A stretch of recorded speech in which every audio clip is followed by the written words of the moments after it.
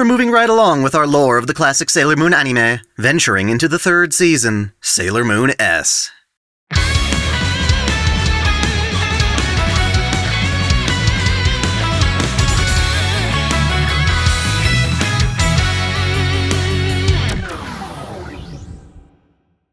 Welcome back to OtakuDaiKun. Dai here. This is part 3 of a video series covering the lore of the classic Sailor Moon anime. It does not follow the manga or Crystal. While a lot of it overlaps, there are clear differences, so please be understanding. If you haven't yet, definitely check out parts 1 and 2, as we'll be jumping straight into Sailor Moon S, also referred to as Sailor Moon Super. Last we left off, Usagi and her friends defeated Wiseman and the Dark Moon Clan, liberating the people of Nemesis and ensuring a bright future for Chibiusa to spend with her family in Crystal Tokyo. What could possibly go wrong?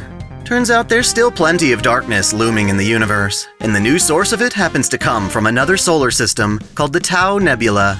The Tau Nebula is essentially a dying system, and its inhabitants, the Deathbusters, wish to restore its power by invading Earth. Guided by their master, a malevolent being named Pharaoh 90, the Deathbusters head to Earth and aim to summon Pharaoh 90 to it, which would effectively make Earth the Tau Nebula's new home. In doing so, Pharaoh 90 yearns to invoke the Silence, destroying all of existence. In this endeavor, the Deathbusters have a plan to complete the summoning. They learn of 3 celestial artifacts on Earth known as the 3 talismans. These are secret weapons possessed by the Moon Kingdom, and once gathered, can form an even stronger artifact, the Holy Grail. The Grail's original purpose is to grant a Messiah the power to save the galaxy, but the Deathbusters deem it strong enough to use as a tool to summon Pharaoh 90 to Earth. Thus, they arrive on Earth and begin searching for the talismans. To do this, they covet what are called pure heart crystals, which are essentially people's souls. They literally were souls in the manga. The talismans are embedded into the heart crystals of others, and the crystals themselves serve as a source of energy. Thus, the Deathbusters effectively have 2 reasons to gather them, and employ the help of their own brand of monster, known as diamonds. Even so, finding these pure heart crystals proves difficult. To bolster their forces and provide a surrogate leader for the Deathbusters, Pharaoh 90 takes advantage of a scientist by the name of Soichi Tomoe. Soichi was the only survivor of a horrific laboratory explosion, which claimed the life of his beloved daughter Hotaru. Preying upon Soichi's dread and anguish, Pharaoh 90 dispatches a daimon, Germatoid, to strike a deal. In exchange for cooperation, Germatoid promises to revive Hotaru, and Soichi accepts. He becomes possessed by Germatoid, serving the Deathbusters as leader on Earth, using his genetic research to manufacture more diamonds. As promised, Hotaru is brought back to life, but she is also made the vessel for Pharaoh 90's most loyal servant, Mistress 9. The Deathbusters want to awaken Hotaru as an evil messiah, the Messiah of Silence, so that she can fully utilize the Grail in summoning Pharaoh 90. They're being thorough with this choice too, knowing that Hotaru is also the reincarnation of Sailor Saturn. According to legends of the Roman god, Saturn is a symbol of chaos and destruction, so who better to inject with the seed of your most powerful minion? So yeah, Soichi creates and hands off his daimon to the agents of the Deathbusters, who in turn release the daimon upon the people of Earth. They steal the pure heart crystals of humans to both search for the talismans and gather energy for Mistress 9, who will ultimately be the one to harness the Grail's power. Thankfully, Usagi and the Inner Guardians are around to fight back and defeat the daimon. Otherwise, the people who lose their pure heart crystals will die. You're not exactly supposed to go taking people's souls, after all. Separately, it seems that the reincarnated Outer Guardians awaken to their powers, specifically Haruka Tenno, Sailor Uranus, and her lover Michiru Kaio, Sailor Neptune. The 2 are presumably normal girls, attending the elite private school Mugen Academy, which happens to be Soichi Tomoe's own school and secret hideout for the Deathbusters. Despite being just students, the 2 girls are already extremely talented, with Michiru being a prodigious violinist, and Haruka kicking ass as a professional race car driver. Eat that, Project D! The both of them first meet after they awaken as guardians, each receiving vague premonitions of the silence Phantom 90 aims to bring about. They are led to believe that they must gather the talismans, form the Holy Grail, and give it to their Messiah. Oddly enough, neither are given any guidance to which heart crystals contain talismans, nor which person their Messiah actually is. Haruka initially rejects her calling, and Michiru's okay with this, going on to fight by herself. However, after seeing Michiru suffer, Haruka becomes Sailor Uranus for her sake, birthing a delightful romance between the 2 of them. While you'd expect them to immediately join up with Usagi and the Inner Guardians, Haruka and Michiru operate independently, believing that Usagi doesn't have what it takes for the job. After all, the two are under the impression that retrieving the talismans means completely stealing the pure heart crystals, inevitably killing the poor people unlucky enough to have them.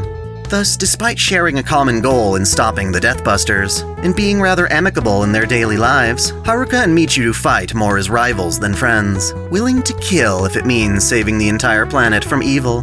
The first active agent of the Deathbusters is Kaolinite. She serves as Professor Tomoe's lab assistant, and is in charge of the initial batch of daimon attacks. While fighting these daimon, Usagi discovers that her strongest attack, Moon Princess Halation, is no longer effective. She has to rely on the others to deal the killing blow. Conveniently, this is resolved in their next daimon encounter. A new weapon, technique, and transformation are born from Usagi's love for Mamoru and her desire to protect her friends.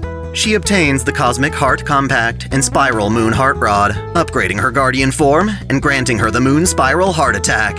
Sailor Moon is back in business yet again. Early on, the Inner Guardians don't understand what Uranus and Neptune are looking for in the heart crystals. This causes infighting as Usagi tries to force them to return the heart crystals. Luckily, none of them happen to have talismans, so there's no need to hang on to them. It's also revealed that the purer the heart of an individual, the more likely they are to be a target for daimon attacks. Such is the case for Unazuki, Motoki's sister, who holds dear the innocent desire of saving her first kiss for someone she truly loves. For a time after her crystal is extracted, she loses control and tries to kiss anyone she can, making me wish Makoto x Unazuki were a legit thing. Instead, it seems Makoto has more of an attraction to Haruka, despite her rather reckless driving. Makoto's major Yuri crush makes her the target of another daimon attack. In fact, most of the Inner Guardians are attacked, with Ami being next. It makes sense that the Water Guardians would both be talented at swimming. Not like we should be surprised by this anymore, but neither the Inner nor Outer Guardians realize their true identities, leading pretty much every girl in the story to fall for Haruka, regardless of pre-established romances. Speaking of pre-established love, it seems Mamoru never actually learned that both Usagi and Chibiusa's birthdays happen to be on June 30th. Thanks to this, her birthday comes and he doesn't have a gift. Usagi demands a glass slipper, and Kaolinite takes advantage of this situation to turn the slipper into a daimon, steal Usagi's compact, and seal Mamoru into a popsicle. Well, he got better. Kaolinite is thrilled, since she's convinced that Usagi is Sailor Moon. Who'd have thought? Leading Haruka and Michiru to suspect the same. By dressing Minako up as Sailor Moon, however, Usagi is able to convince them that she's just a hardcore fan.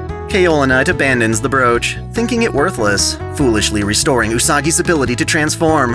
In a showdown at Tokyo Tower, Kaolinite fights the Guardians, only to have her own attack reflected back at her. Frozen in ice, she plummets to the ground below and is presumed dead. Wild.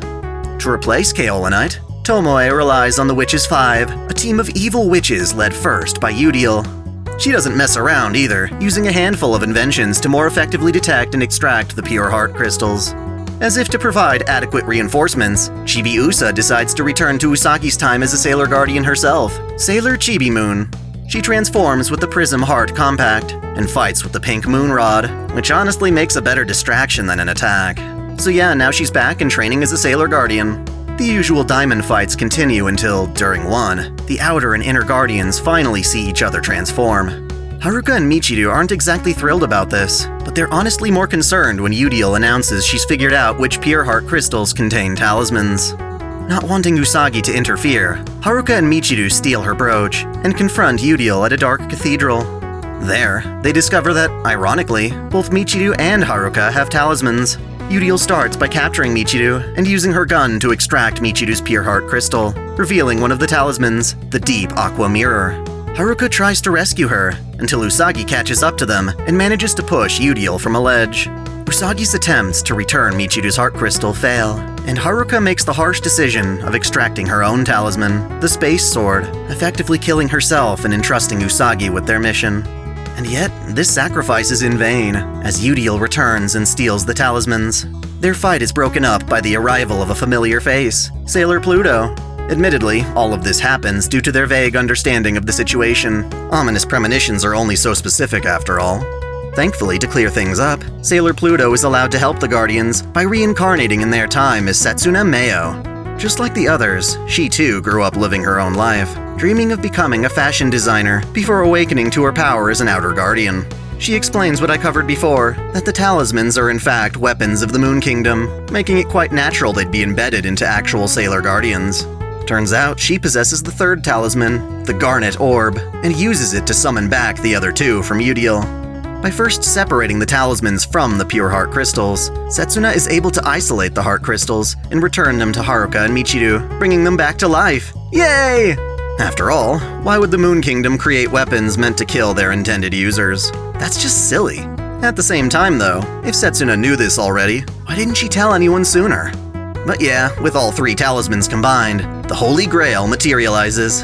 Usagi and Udiel race for it, but Usagi gets there first, using the Holy Grail to transform into Super Sailor Moon. This must be like Tier 4 power? In this form, she successfully wards off Udiel, who flees the cathedral in her car. Reminiscent of the Black Moon clan, we've got infighting among the Witches 5. The next runner-up, Mehmet, responded to Udiel's many failures by sabotaging the car, causing it to crash into a guardrail, ejecting Udiel to her death. Holy shit! Was that necessary? Wear your seatbelts, y'all. While the Holy Grail definitely powers up Sailor Moon, she can only use it for so long at a time. The Outer Guardians believe that the Holy Grail in the hands of their Messiah will possess infinite power. Seeing Usagi exhausted makes them believe that she isn't the Moon Kingdom's Messiah after all, and they begin their search for the true one. Mehmet takes over as the next agent of the Deathbusters, proving herself to be childish and impulsive. She has a tendency to only target the pure heart crystals of celebrities. Meanwhile, Chibiusa has a fateful encounter with Hotaru when she loses her hat. As it turns out, Hotaru's got powers. And while this normally frightens people, Chibiusa is glad after Hotaru heals her scraped leg. This marks the beginning of a beautiful friendship. Sadly, poor Hotaru suffers from intermittent fits, resulting from Mistress 9 awakening within her. Chibiusa happens to be the one friend who doesn't fear these powers. Having no clue that Hotaru's dad, Professor Tomoe, is the on-site leader for the Deathbusters, Usagi and Chibiusa visit her home, and find that Kaolinite isn't dead. Tomoe brought her back to life, referring to her now as Kaori. Usagi, while shocked to see her, is optimistic in thinking the two just happen to look alike. Again, not entirely sure where to place this in the timeline. Let's take a break from the main arc to cover the Sailor Moon S movie. The film's all about that cat love. Luna, who is mainly used to dump exposition and remind the sailors of their main objective, has developed quite a bit. She's nearly killed in a car accident, but is saved by a scientist named Kakeru. While nursing Luna back to health, Kakeru talks to her about his dream of meeting Princess Kaguya, a celestial maiden he believes is on the moon. His ex-girlfriend Himiko is actually going to the moon, and struggles with his obsession over a fictional princess. Turns out though, Princess Kaguya does indeed exist. It's just that she's a villain who takes over planets for her collection. She's back after a 1,000-year-old hiatus to freeze the planet. Luna finds herself in love with Kakeru, despite being a cat, and inquires about kissing. This sucks for Artemis, the only other talking cat in the world she can procreate with. He's a simp for most of this movie. In order to freeze the Earth, Kaguya needs a part of her ship that was found and kept by Kakeru. She makes her move, attacking the Earth with her snow dancer minions, and nearly kills Kakeru to complete her ship. In order to save Kakeru and the Earth, the Guardians take to battle, ultimately confronting Kaguya and using both the Holy Grail and the Silver Crystal in tandem to defeat her. Wanting to give Luna a chance of understanding human love, Usagi uses the Grail to transform her into the Princess Kaguya that Kakeru dreams of. Luna saves Kakeru's life, but ultimately decides to watch as he rekindles his relationship with Himiko. I guess that makes Artemis a consolation prize. Remember kids, bestiality is wrong, unless it's hentai. Rei's been having prophecies in her dreams about the silence, and now they become clearer. The Outer Guardians have this prophecy too, and notice the Deathbusters' own Messiah, the Messiah of Silence, holding the Scythe of Silence wielded by none other than Sailor Saturn. They reason that if that's the case, then the Sailor Guardian of Destruction and Chaos will have fallen into enemy hands, awakened for evil.